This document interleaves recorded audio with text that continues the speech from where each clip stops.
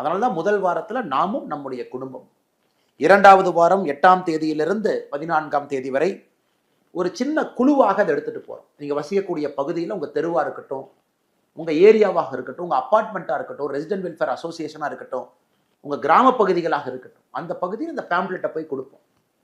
குறிப்பாக இந்த vulnerable age group 14 வயதிலிருந்து 35 வயதுக்குள் இருக்கக்கூடியவங்களை ஸ்பெஷலாக நம்ம போய் சொல்லுவோம். இந்த மாதிரி நம்ம எல்லோரும் போதைப் பொருளுக்கு எதிராக நாம் இருக்கணும், ஒரு அவேர்னஸை உருவாக்குவோம். சப்போஸ் வீதி லீடர்ஸ் மெம்பர்ஸாக நீங்கள் இருக்கீங்க, நீங்கள் ஒரு கடை நடத்துறீங்கன்னா அந்த கடையில் அந்த பேம்ப்ளெட்டை ஒட்டுங்க, வரக்கூடிய கஸ்டமர்ஸ் அதை பார்க்கட்டும்.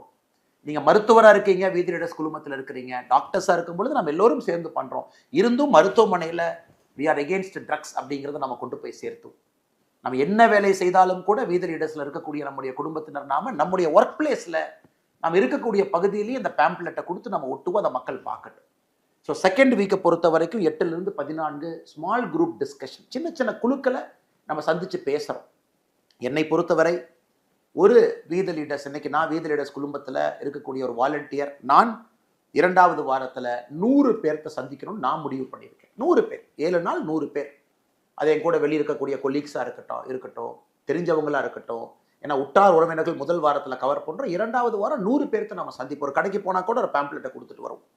3வது வாரத்தை பொறுத்தவரை 15ஆம் தேதியிலிருந்து 21ஆம் தேதி இளைஞர்கள், இளைஞிகள், நம்முடைய சகோதர சகோதரிகள், அவர்கள் முன்னிறுத்தி நடக்கக்கூடிய ஒரு பப்ளிக் மூமெண்ட்.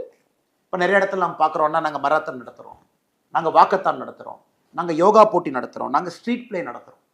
ஸோ எப்படிப்பட்ட விஷயங்களாக இருந்தாலும் கூட 3வது வாரத்தில் நம்முடைய 35-40 வயதுக்கு குறைவாக இருக்கக்கூடிய நம்முடைய இளைஞர்கள், சகோதர சகோதரிகள், நீங்கள் எடுங்க, இனிஷியேட்டிவ் எடுங்க. நீங்கள் தலைவன் தலைவியாக சமுதாயத்தை கட்டமைக்க வேண்டிய பொறுப்பை நீங்கள் ஏற்றுக்குங்க. எல்லா இடத்திலும் கூட மக்களை ஒன்று சேர்த்துங்க. நம்முடைய ஆப்பில் நீங்கள் பார்ப்பீங்க, இதுலேயே நீங்கள் இனிஷியேட் பண்ணலாம். அந்த ஆப் உங்களுக்கு ஹெல்ப் பண்ணும்.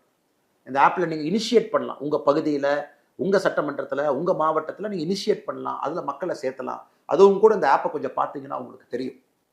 அதே போல் 4வது வாரத்தை பொறுத்தவரை நாம் பப்ளிக் பிளட்ஜஸ் எடுக்கிறோம், வாலண்டியர் ரெகக்னைஸ் பண்ணுறோம்.